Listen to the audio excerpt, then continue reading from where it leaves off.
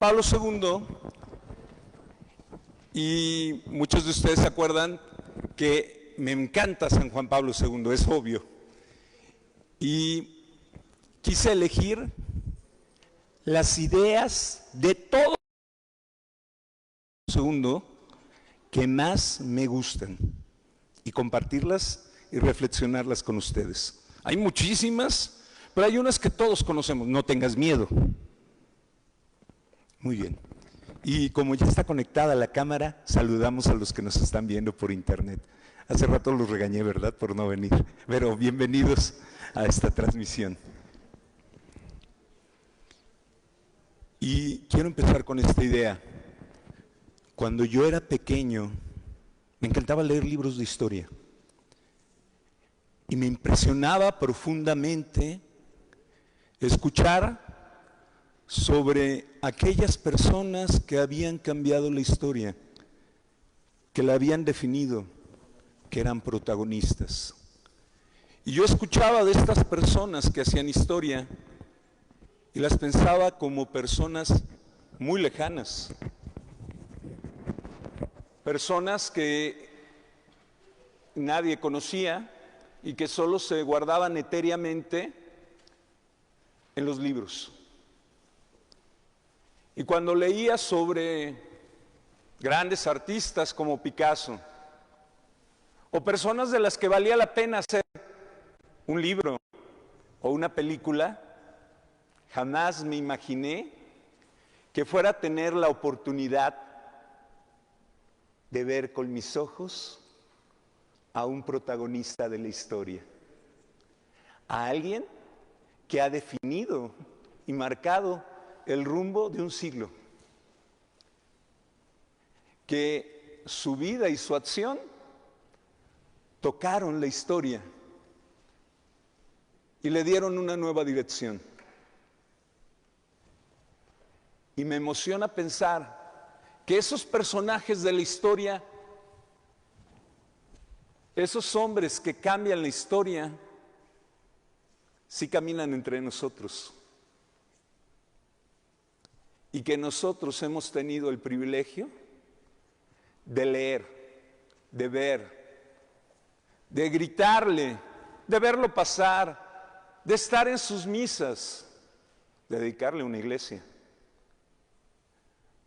a hombres que han sido protagonistas de la historia.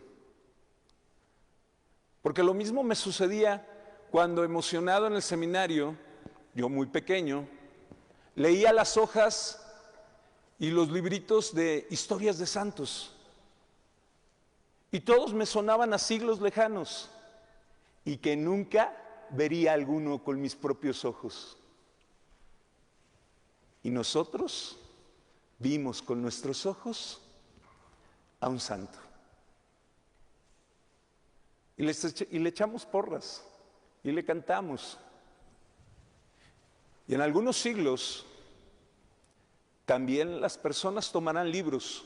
Y así como nos sorprendemos cuando leemos la vida de San Francisco de Asís, de Santo Tomás de Aquino o de Santo Tomás Moro, algún día otras generaciones tomarán libros y van a quedar maravillados al conocer la vida de un hombre que nosotros vimos con nuestros propios ojos.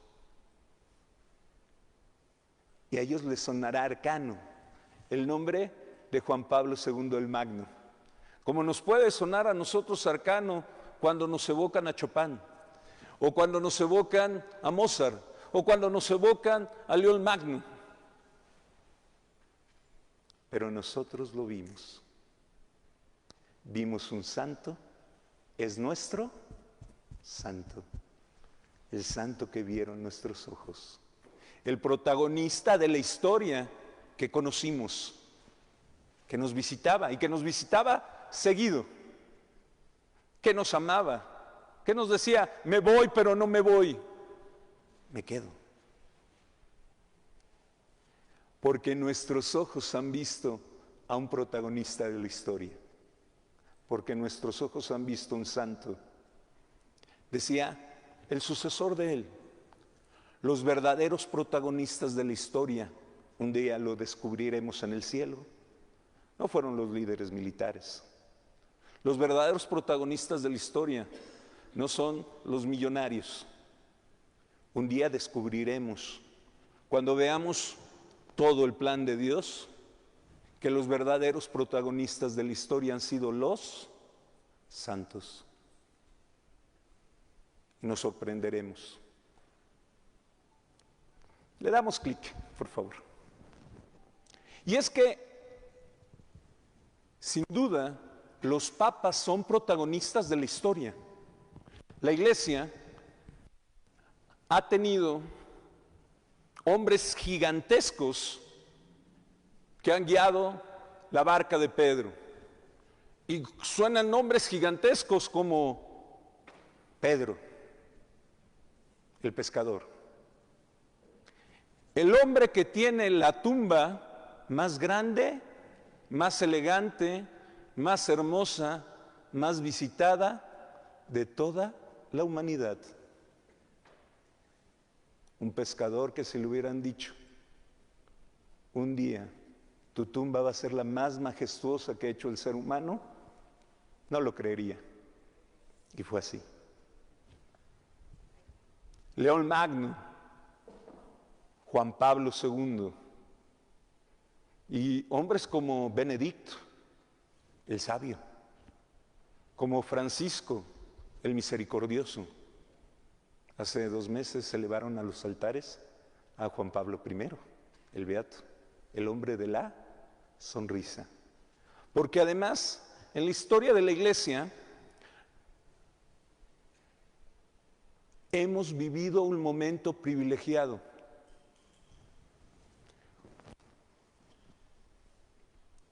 Juan 23, santo. ¿Quiénes conocieron a Juan 23? Los más grandes. Los más grandes. Juan 23, santo. Pablo VI, santo. ¿Quién siguió? Juan Pablo I, beato. San Juan Pablo II, santo. 4 papas seguidos que están en los altares. Nos podría sonar normal y no lo es. Hay siglos a veces sin que ninguno de los papas llegue a ser santos. Y muchos, a veces 400, 500 años sin que haya un papa canonizado. Y nosotros, 4. Y estoy seguro que vienen otros 2. Protagonistas de la historia. 264 papas. 91 de ellos elevados a los altares. Y hoy vamos a hablar de alguien que es la síntesis y la creatividad de Pablo VI y de Juan Pablo. Y de Juan, el Papa bueno. Vamos a darle clic. Y bueno, yo escogí 3 o 4, les digo, escogí las frases. La primera vez que yo leí a Juan Pablo II estaba en el seminario. Acaba de entrar al seminario. Y había unos libros en el seminario que se llaman Actas Apostólicas. Son librotes así raros. Y yo, por curioso, lo abrí. Y están todos los discursos y todas las frases de los papas en las Actas Apostólicas. Son los libros color rojo. Y lo primero que leí fue una catequesis que dio, que era la continuación de lo que iba dando Juan Pablo I. Y me impactó, porque lo primero que leí de San Juan Pablo II era su antropología, es decir, ¿quién es el hombre? Damos clic. Y entonces les voy a compartir mi top de frases de la antropología de Juan Pablo II. Porque si hablo de que de niño, todos hemos visto la película. Porque si hablo de, todos hemos visto eso. Todos hemos visto que tiró el muro, que se cayó el comunismo, etc. Por eso quisiera que nos lleváramos las frases que a mí se me hacen más profundas de San Juan Pablo II. Y están categorizadas: Virgen María, hombre, misericordia, ya hablamos de la misericordia hoy, etc. Son 4 temas nada más. Y la frase que me impactó mucho es esta: todo hombre es en cierto sentido el camino de la iglesia. Qué frase tan fuerte. ¿Cuál es el camino de la iglesia? Los hombres. El camino de la iglesia está marcado para seguir la vida del hombre, acompañarlo, como dice Gaudium et Spes, en sus tristezas y en sus alegrías, en sus esperanzas y en sus dolores. No nos equivoquemos, no nos equivoquemos. La vida espiritual toca necesariamente la historia. La vida espiritual no es angélica. Es de hombres que caminan, lloran y sufren, que viven pandemias, que pierden trabajo, que necesitan esperanza. No nos equivoquemos. La vida espiritual es acompañar desde la oración y desde el servicio a aquel hombre que padece. Hace algunos años les regalé a todos ustedes, o a la gran mayoría de ustedes, un libro que se llama Salvifici Doloris, el misterio del dolor, de San Juan Pablo II. El camino del hombre es, en cierto sentido, el camino de la iglesia. Le damos clic. Porque, explica el Papa, Jesucristo es el rostro humano de Dios y el rostro divino del hombre. Jesucristo es el rostro humano de Dios y el rostro divino del hombre. Cuando yo quiero conocer quién es Dios, por supuesto, en la Eucaristía encuentro a Dios. En un crucifijo encuentro a Dios.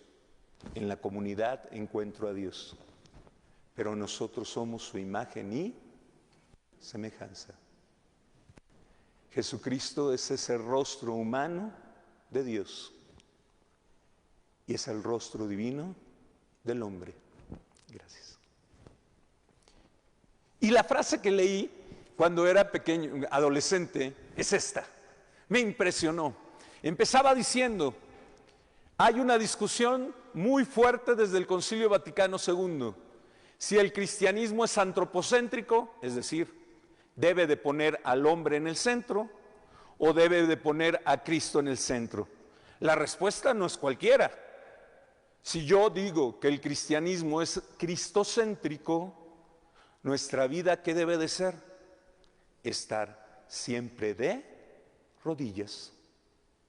Y si la respuesta es antropocéntrico, nuestra vida debe de estar siempre en la labor y en el trabajo. Y decía San Juan Pablo II, era Adviento.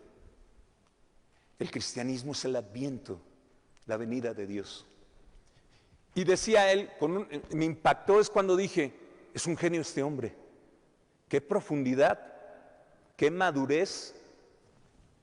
El cristianismo es antropocéntrico, tiene al hombre en el centro, precisamente porque es plenamente teocéntrico. Y al mismo tiempo es teocéntrico gracias al antropocentrismo. ¿Cómo? Dios o el hombre. Y dice, esto es cabal porque Cristo se ha encarnado. No está divorciado lo divino y lo humano. ¡Qué profundidad! El hombre que cree en Cristo Jesús tiene claro, el hombre es el camino de la iglesia. ¿Qué hombre? Jesús. ¿Qué hombre? El que sufre. ¿Qué hombre? Donde palpita una necesidad. ¿Qué hombre? El adolescente que está buscando respuestas. ¿Qué hombre? El drogadicto. ¿Qué hombre? La mujer que se prostituye. Es el camino de la iglesia. porque el camino de la iglesia es el hombre. El hombre es Jesús. Por eso, dice el Papa, la oración más característica de la mitad. Este es fabuloso. De hecho, yo estaba pensando que íbamos a tener las lecturas de mañana. Y entonces, mi sermón era sobre esta frase. Si quieren escucharlo, mañana en el Face pueden escucharla. Bueno, dice, la oración más destacada de la cristología es la que vamos a escuchar mañana, de un hombre de rodillas, el pecador que está al lado de un publicano, y que dice: Señor Jesucristo, Hijo de Dios, ten piedad de mí. Esa oración se llama la oración del nombre de Jesús. ¿Cómo se hace? Respirando profundo. Cuando entra el aire, dejo que Dios entre en mí, y al soltar el aire digo: Jesús, Hijo de Dios, ten misericordia de mí. O solamente Jesús. Esta es una oración que la iglesia ha hecho desde San Antonio Abad, la enseñó. Es antiquísima y es la base de un libro que se llama Relatos de un peregrino ruso. Y explica por qué esta oración es tan importante. Porque yo deseo que Cristo, que se ha encarnado, se vuelva el aliento, el alma y el todo de mi vida. El camino de la iglesia es el camino del hombre, el hombre Jesucristo. Y bueno, sabemos que la gran pasión de Juan Pablo era Jesucristo y los hombres concretos, su antropología. E inmediatamente después, todo tuyo, María. Vamos a ver solo 2 o 3 citas de San Juan Pablo II y la Virgen María. Un día le preguntó un periodista a Juan Pablo: ¿pero por qué usted es tan mariano? Y él contestó: por motivos cristocéntricos. Un día escribió el Papa Juan Pablo II una carta sobre el rezo del rosario. Preguntaba a la gente: ¿y se puede rezar el rosario ante el Santísimo? Y el Papa respondió: el rosario es cristocéntrico. ¿Quién es el centro de la oración del Ave María? Jesús. De hecho, si la rezamos, dice: Dios te salve María, llena eres de gracia, el Señor es contigo, bendita eres entre todas las mujeres y bendito es el fruto, Jesús, el nombre de Jesús. Ahí es la primera parte del Ave María. Y la segunda parte, Santa María, Madre de Dios. El centro del Ave María es Jesús. Y cuando reflexionamos el rosario, ¿quién es el centro, dice Juan Pablo II, de toda nuestra devoción en el rosario? Jesús. Porque hay un agente pasivo y activo. ¿Qué es un agente pasivo? Cuando dice: Dios te salve María. ¿Quién es el que salva? Dios. ¿Quién es la salvada? ¿Quién es el agente activo? Dios. ¿Quién es el agente pasivo? María. Llena eres de gracia. ¿Qué es la gracia? El regalo de Dios, los regalos de Dios. ¿Quién es el agente activo? Dios. ¿Quién es el agente pasivo? El que regala, el que recibe el regalo. El Señor es contigo. Cuando pensamos en el primer misterio gozoso, ¿cuál es el primer misterio gozoso? ¿Alguien se acuerda? La Anunciación. ¿Qué es la Anunciación? La encarnación del Hijo de Dios. ¿Quién es el protagonista? Jesús. Y todos los misterios del rosario, ¿quién es el protagonista? Jesús. Y dice el Papa: Yo soy muy mariano por motivos cristocéntricos. Damos clic. Como les digo, es un pequeño repaso con algunas de las que considero las más interesantes para mí. Citas del Papa, son de muchos documentos distintos. Esta me impactó. Un día iba yo en el micro, en el seminario, y leí esta frase. Estaba a punto de ordenarme. Está en Tercio Milenio Ineunte. Estaba a punto de llegar al siglo XXI. Y dice él, el tercer milenio, habla de la Virgen. Y va diciendo, la Virgen, esto, lo otro, la encarnación. Pero cuando el ángel de Dios se puso junto a la Virgen y le preguntó, ¿quieres ser la madre de Dios? El Papa dice esta frase rotunda. Nunca en la historia del hombre tanto dependió del consentimiento de la criatura humana. Es cuando entendemos quiénes son los verdaderos protagonistas de la historia. Ninguna decisión de un ser humano ha dependido tanto como del sí de María. Nada en la historia.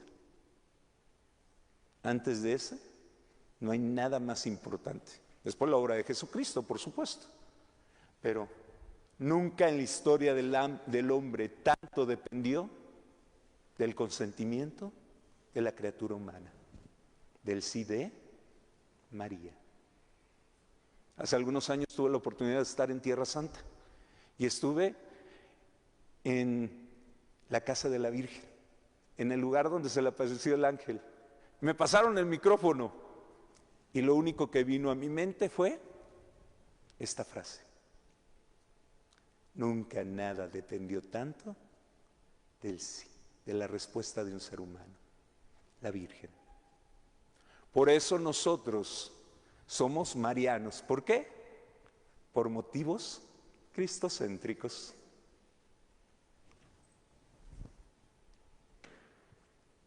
Y por alguna extraña razón está en blanco. Le damos clic. Otra de las pasiones del Papa, bueno, su pasión, una de sus pasiones, por supuesto, era teológicamente hablando. Pastoralmente eran los jóvenes, etcétera, las familias. Pero teológicamente era la espiritualidad de la comunión. Él nos decía, la iglesia tiene que vivir en comunión. Y muchos de sus documentos atraviesan esta idea. Por eso la parroquia no puede ser solo virtual, aunque yo ame lo virtual. Tenemos que tener contacto, comunión. Los espacios de comunión han de ser cultivados y ampliados día a día, a todos los niveles, en el entramado de la vida de cada iglesia. Por eso no podemos seguir ausentes. Y por eso tenemos que convocar. Y por eso tenemos que despertar después de esta pandemia, porque la vida espiritual necesita comunión. ¿Qué es espiritualidad? Dice San Juan Pablo II. La espiritualidad de la comunión significa, ante todo, una mirada del corazón, sobre todo en el misterio de la Santísima Trinidad, que habita en nosotros y cuya luz ha de ser reconocida también en el rostro del hermano que está a nuestro lado, porque el camino de la iglesia es el hombre. Y yo descubro la comunión de Dios trinitario en mi comunión con mi hermano. ¿Y dónde yo soy más hermano? Donde digo Padre Nuestro, que es en la asamblea de los creyentes. Por eso hay que saber dar, dice San Juan Pablo II, espacio al hermano. En la vida real. Hay gente que dice, yo voy a dar tiempo de calidad.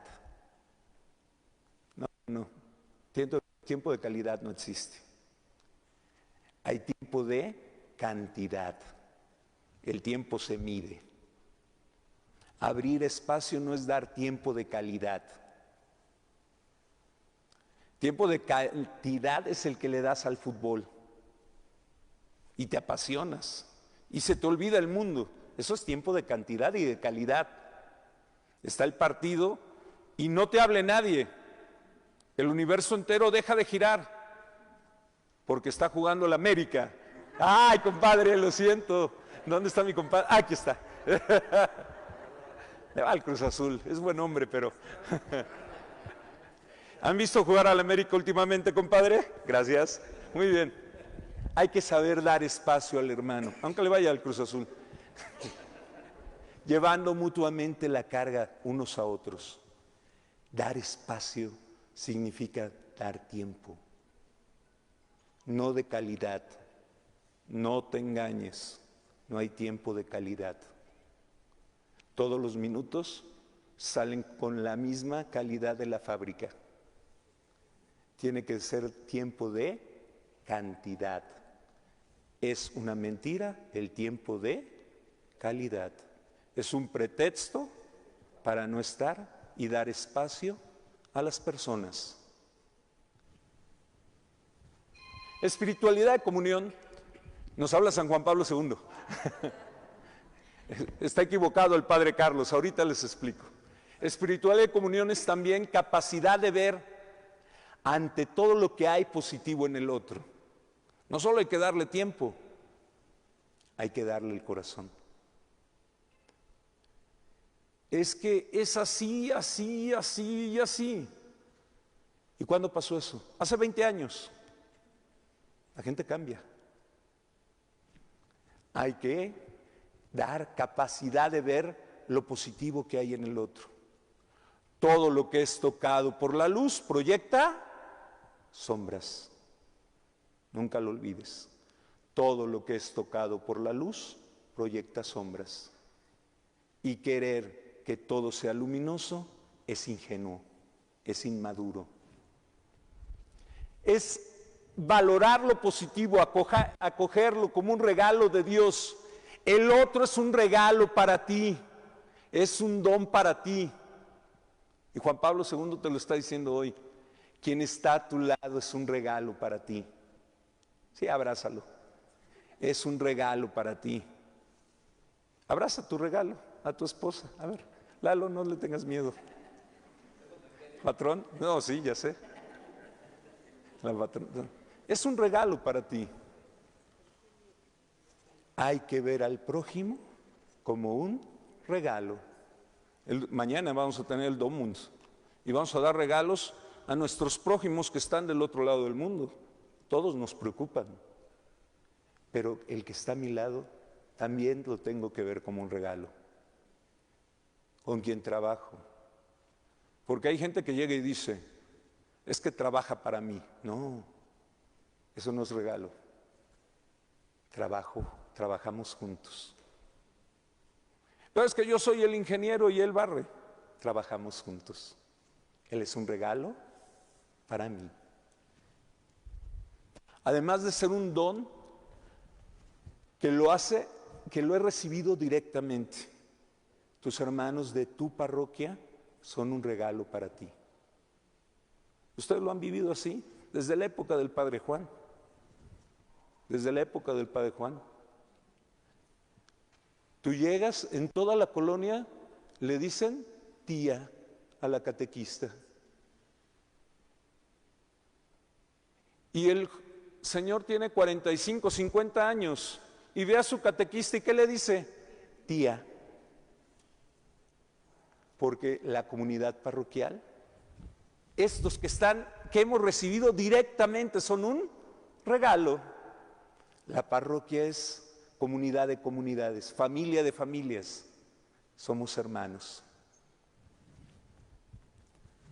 Por eso dice el Papa, hay que promover la comunión, hay que promover que somos hermanos, proponiéndolo como un principio educativo. Esto no es un centro comercial, Este no es un lugar donde llego, recibo algo y pago con la limosna. No dejen de dar limosna, por supuesto. Es un espacio de amor. Si yo no entiendo que no vengo a un show, no vengo a rezar yo solo, vengo a ser familia, a ser comunidad. Por eso cuando el patrón haga tacos, hay que sentarnos ahí y estar ahí. Y si no traigo dinero, le digo, patrón, luego te los pago. Pero me quedo ahí a hacer comunidad, a vivirlo en familia. Y esto, el sacerdote, porque como dice San Agustín, el Padre es Padre para ustedes y hermano entre ustedes. Esto significa entonces, dice San Juan Pablo II, mi hermano es uno que me pertenece. Por eso decimos, mi parroquia. ¿Quién es la parroquia? Nosotros. Es mi parroquia, me pertenece verdaderamente, porque me pertenece en mi corazón la churris, porque pertenece a mi corazón los niños del catecismo, porque pertenece a mi corazón Inés, porque pertenece a mi corazón el padre Raúl, Joaquín, porque me pertenecen. Son mi parroquia. Amo el templo, pero mi parroquia, por supuesto, es el templo. Y este es hermoso, pero me representa a mí. Si yo no veo mi comunidad como mi familia, no estoy viniendo a adorar a Dios, porque nadie reza Padre mío. ¿Rezamos? Es uno que me pertenece. Vamos a grabar esa frase. Mi prójimo es uno que me pertenece. Y así como me preocupo por mi hijo, ¿quién se preocupa por un hijo? Nadie. Pero por mi hijo me preocupo. Por mi mamá me preocupo. Por mi hermano, por mi tía de comunidad. Gracias. Y miren, ¿cuál es la lógica? ¿Cuál es el hilo conductor? El primero, ¿cuál fue? El hombre es el camino de la iglesia. Después, esa iglesia tiene una mamá que me evoca a Cristo. Lo tercero que fue, somos hermanos, comunidad. Y como somos hermanos, su dolor me duele porque es mío.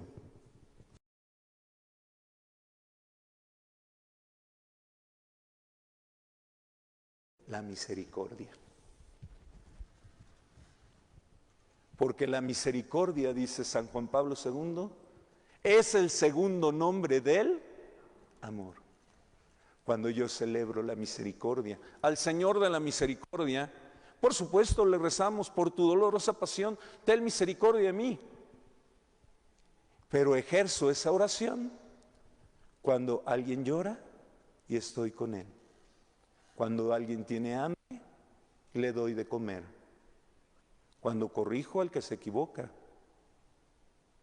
Cuando soy leal. Cuando acompaño. Cuando río con él, cuando me burlo de él porque perdió el Cruz Azul. Dale, ¿verdad? Es mi compadre, por eso le echo siento más confianza. Muy bien. La misericordia auténticamente cristiana es también, en cierto sentido, la más perfecta encarnación de la igualdad.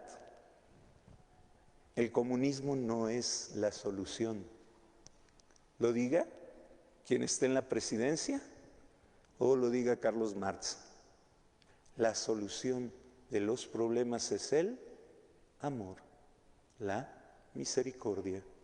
El verdadero protagonista de la historia no va a ser Carlos Marx. El verdadero protagonista de la historia es el Evangelio. La igualdad. Y esto, entenderlo, entender perseverantemente el amor, es la gran fuerza del hombre. El amor es lo que nos une, lo que nos da fuerza y solidez. La conversión a Dios consiste siempre en descubrir su misericordia. Nadie podría adorar a un Dios que no ame.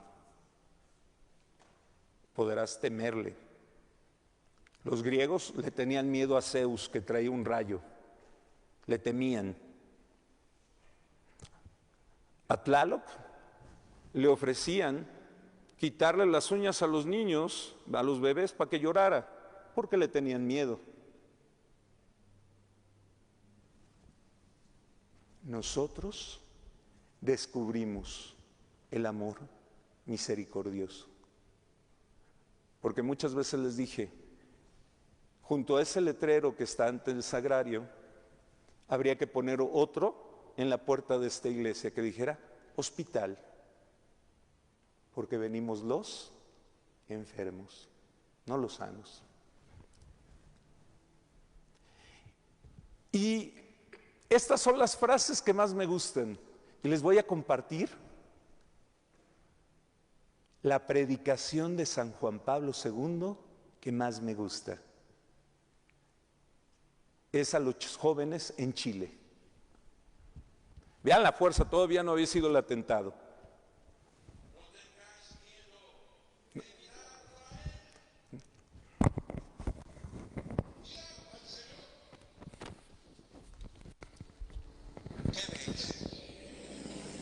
¿Es solo un hombre sabio?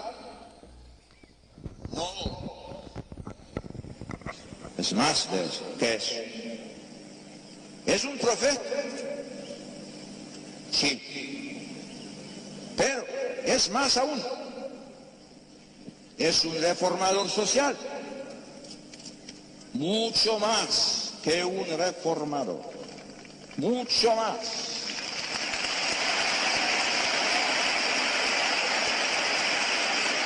Mucho más. Mirad al Señor con ojos atentos y descubriréis en Él el rostro mismo de Dios. Jesús es la palabra que Dios tenía que decir al mundo. Es Dios mismo que ha venido a compartir nuestra existencia, cada una.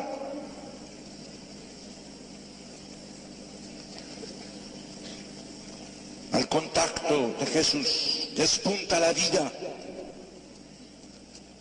Lejos de Él solo hay oscuridad y muerte. Vosotros tenéis sed de vida, ¿vale? De vida eterna, de vida eterna, de vida eterna. Buscadla y halladla en quien no solo da la vida, sino en quien es la vida misma. Él.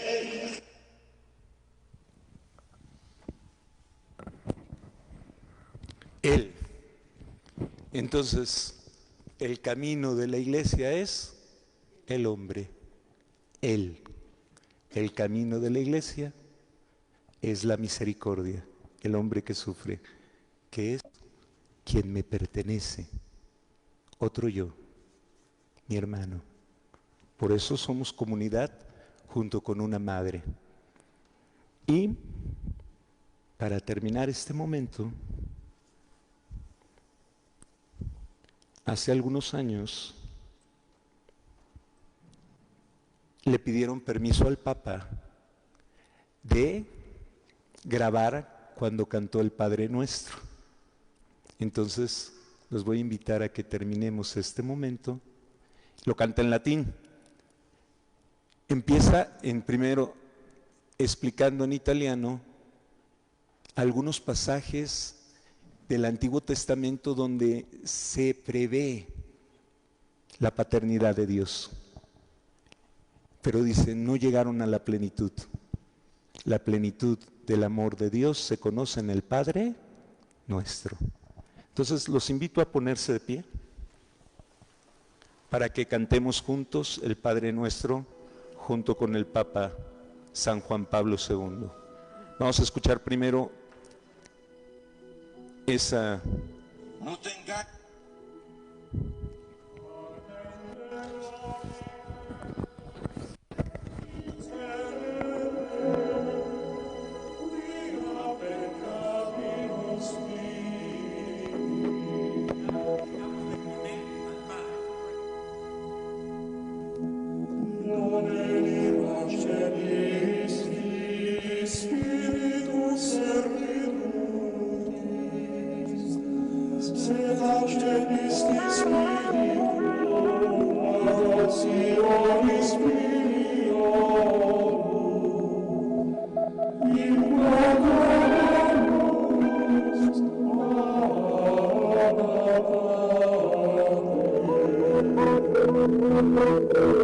Tu sei mio figlio, io oggi ti ho generato.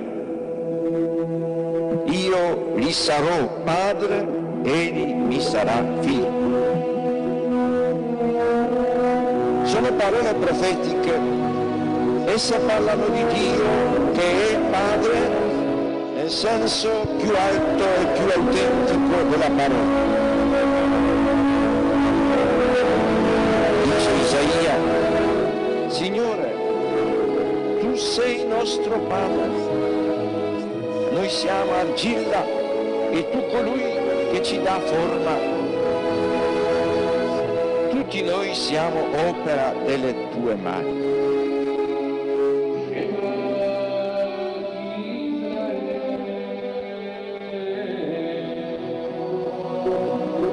Sion ha detto, il Signore mi ha abbandonato, il Signore mi ha dimenticato. Si dimentica forse una donna del suo bambino? Anche se ci fosse una donna che si dimenticasse, io invece non ti abbandonerò mai.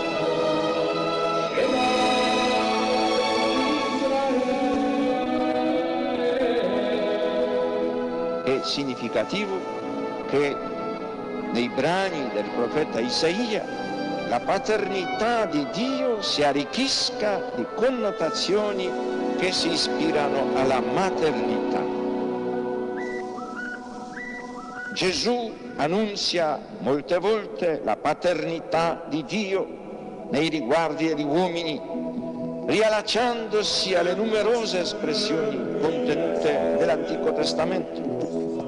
Per Gesù Dio non è solamente il Padre di Israele, il Padre degli uomini, ma il Padre suo, il Padre mio. Padre nostro, qui es in cieli, sanctificetur nomen tuum, adveniat regnum tuum, fiat voluntas tua, sicur in cielo et in terra. Pane nostrum quotidianum da nobis hodie, et dimitte nobis debita nostra, sicur et nostri vittimus, debitoribus nostrum, et ne nos induca in tentatione, sed libera nos a malo.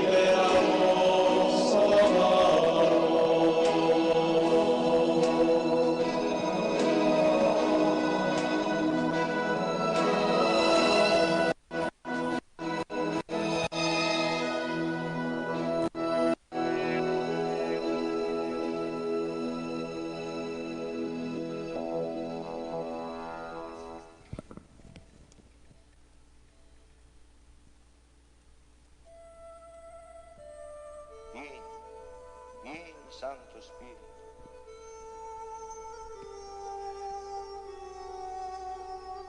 Vieni.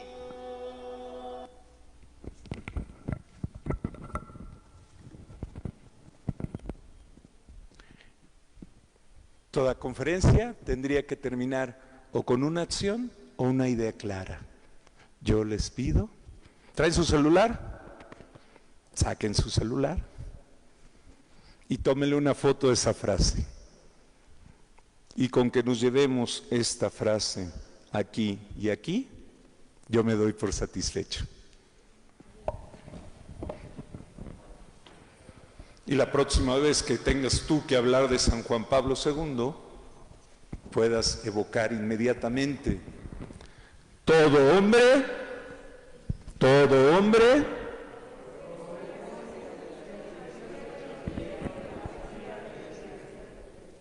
el camino de la Iglesia es el hombre con mayúscula, y cada uno que somos imagen de ese hombre. Muchas gracias.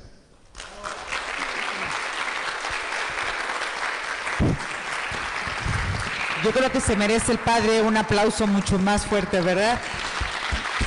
Muchas gracias, Padre. A nombre de la parroquia, la comunidad, queremos agradecerle su tiempo, su espacio para invitarnos a esta reflexión y no solamente pronunciar el amor y la misericordia, sino practicarla en nuestros corazones y día con día. Muchísimas gracias por este espacio, por este tiempo, y que Dios le bendiga siempre y lo acompañe, y que no sea la última vez que nos acompañe en esta iglesia. Y si me lo permiten, también quisiera pedirles un fuerte aplauso para nuestro pastor, para el Padre Raúl. Gracias, Padre.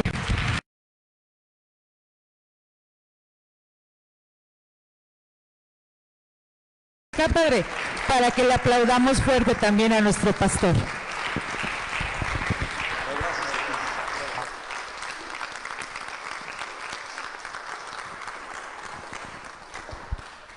Y las